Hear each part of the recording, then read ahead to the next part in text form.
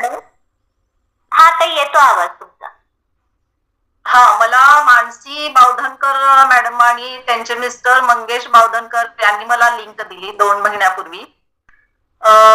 मला वाटतंय ऑक्टोबरच्या 1 तारखेच्या अगोदर त्यांनी आसपास मला लिंक दिली होती, पण मी लिंक ऐकत नव्हते.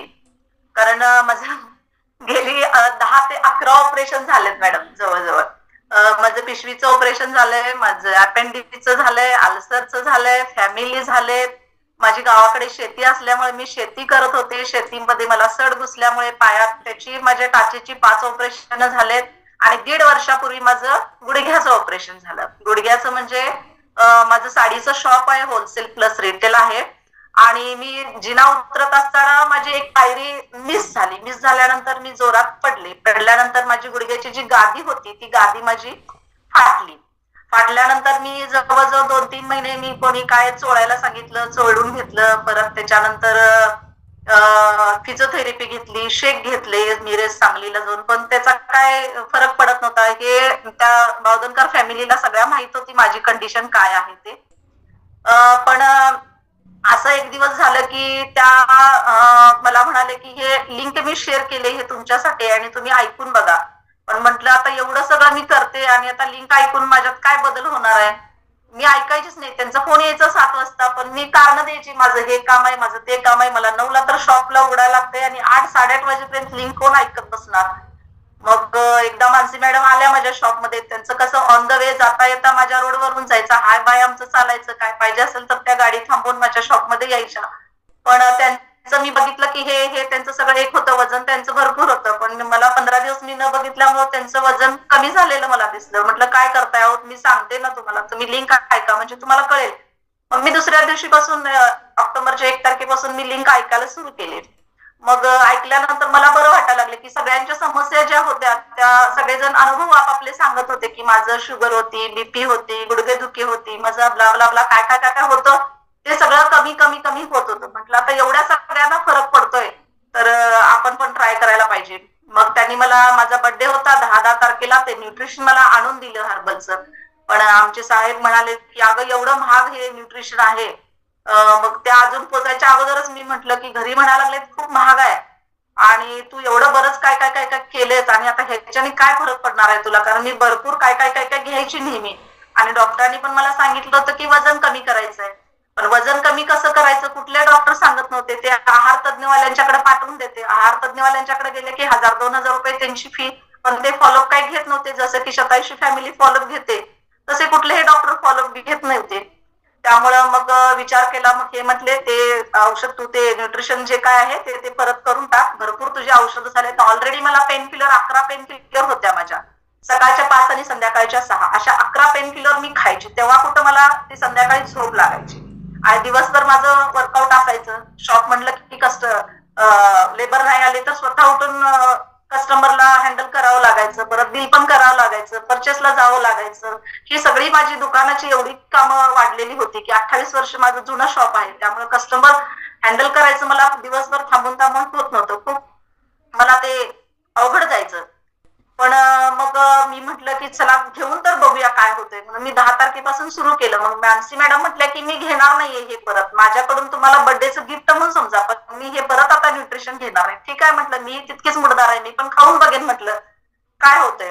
पण 3 आठवडे झालं, छान रिझल्ट आला, मस्त रिझल्ट आला. त्याच्यानंतर दिवाळीच्या अगोदर 2 दिवसच मी त्याच गुडघ्यावरती परत मी फरशीवर पाणी पाणी पडलं होतं पाय घसरून. मी दिवाळीच्या अगोदर 2 दिवस पडले.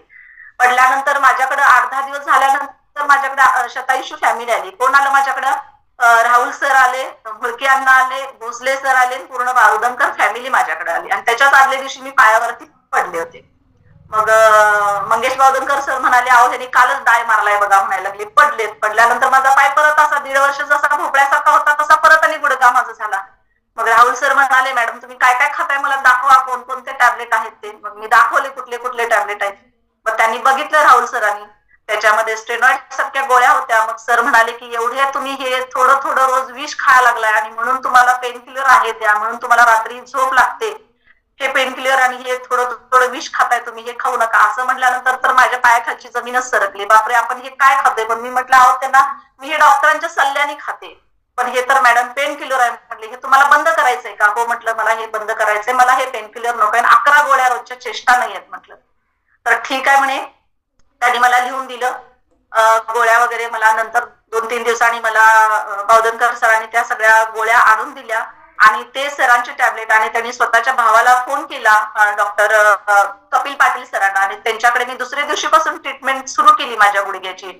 आणि तुम्हाला सांगायचं, महिन्याभरातच माझे शेक घेतला, फिजिओथेरपी झाली, त्याच्यानंतर कटीपट्टी झाली, महिन्याभरातच माझा पाय हा कव्हर झाला. 1.5 वर्षाची जी सूज होती भोपळ्यासारखी, मला लेगिन्स घालता येत नव्हती, मला कुठलेही फिट ड्रेस मला घालता येत नव्हते. पण आज मी 2 महिने झाले की म्हणजे मी व्यवस्थित आहे, की मला चालताना उतरताना धाप लागायची, अक्षरशः डोळ्यातून पाणी यायचं की बाबा आता मी सेकंड फ्लोअरला आहे, माझा जिना मी चढून मी घरात कशी जाऊ, आणि तेवढा परत जिना उतरून मी दुकानात कशी, शॉपमध्ये कशी जाऊ, असं मला व्हायचं. पण आता 2 महिने झाले, मला 3 आठवड्यानंतरच एवढा फरक पडलाय की मी आता म्हणजे कशाचाही आधार न घेता मी चालू शकते, फिरू शकते, आणि कशाचाही कोणालाही सोबत न घेता, म्हणजे मी असं व्हायचं की माझे स्नायू इतकी ताकद कमी होती की मी चालताना वाटायची जिन्यावरून की पडते की काय, असं वाटायचं सगळ्यांना. माझ्या मागं पुढं कोणतर असायचे, पण आता मी एकटी निवांतपणे कुठेही जाऊ शकते, फिरू शकते. आणि हे सगळं झालेलं आहे, हे शतायुषीच्या फॅमिली झालेलं आहे. आणि अर्चिता मॅडम, मी तुमच्या रोज बोधकथा ऐकते, न चुकता ऐकते, खूप सुंदर आणि छान असतात, मस्तच असतात. आणि पद्मजा मॅडमचं पण छान असतं. त्याच्यानंतर सुजाता मॅडम विषयी तर काय बोलायला माझ्याकडे शब्दच नाही. ज्ञानाने परिपूर्ण भरलेला तो एक घडा आहे, आणि त्याच्यातलं ज्ञान ते आम्हाला रोज थोडं थोडं थोडं थोडं देत आहेत, आणि ते ऐकल्याशिवाय आम्हालाही चैन पडत नाही. असं वाटतं की हा 1 तास रोजचा असतोय तो संपूच नये, नेहमी कंटिन्यू आमच्या सतत राहावं, त्यांच्या सानिध्यात आम्ही राहतोय, आम्ही आवरतोय. आणि मला हे न्यूट्रिशन माझ्या पुरता न ठेवता मला हे प्रत्येक घराघरात मला हे न्यूट्रिशन पोचवायचं आहे, आणि प्रत्येकाचं आरोग्य सुधारायचं आहे मला. धन्यवाद ताई. शुभांगीताईंसाठी जोरदार क्लॅपिंग करूया, कारण 11 ऑपरेशन झाले, गुडघ्याचा त्रास आहे, गुडघ्यावरती सूज आहे, एवढे टॅबलेट खात होत्या तरी पण त्या ऐकत नव्हत्या, कारण पाठीमागचा अनुभव असतो. पण ज्या वेळेला शतायुषी फॅमिली आपल्या लाईफ मध्ये येते, जेव्हा आपण ऐकायला लागतो, सगळ्यांना प्रश्न पडतो की ऐकून काय फरक पडतो, पण बराचसा फरक हा ऐकून पडत असतो. कारण बघा, तुम्ही ज्या गोष्टी ऐकता त्याचा सरळ परिणाम हा आपल्या मनावरती होत असतो, आणि मग त्या पद्धतीने विचार करायला लागतं, आणि मग आपल्या वागण्या बोलण्यात तेच दिसून येत असतं. ऐकण्याचा फार मोठा रोल असतो. जेव्हा काही चांगल्या पॉझिटिव्ह आणि इतरांचे एक्सपिरियन्स आपण ऐकतो, त्याचा विचार करायला लागतो. आणि खरं तर सांगू का, सगळे जे रोग आपल्याला शारीरिक रोग होतात ते मनामुळे जास्त होत असतात. शरीराचे कमी असतात, पण मनातले तसे विचार असतात, आणि त्याच्यामुळे हे रोग खूप होत असतात. म्हणून जर शरीर चांगलं ठेवायचं असेल तर मन चांगलं असावं लागतं. दोन्हीही एका रथाची चाकं आहेत, त्यामुळे शरीर आणि मन ह्या दोन्हीही गोष्टी चांगल्या असाव्या लागतात. आणि खरंच शुभांगीताई, तुम्ही स्वतःवरती काम केलंय.